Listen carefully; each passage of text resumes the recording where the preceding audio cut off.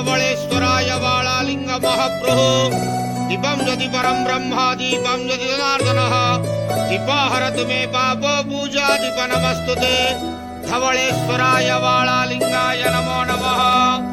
संसार सुखी रखंतु।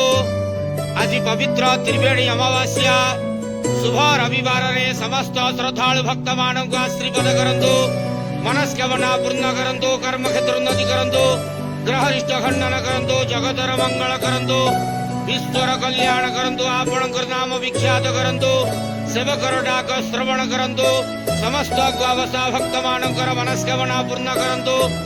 जो जो भक्त माने आपणक पाखरे मानसिक रखिजंती तांका मानसिक पूर्ण करंतु। बाबा धवलेश्वराय नमो नमः।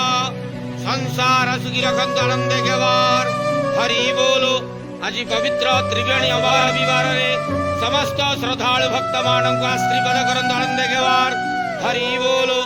बाबा धवलेश्वराय नमो नमः।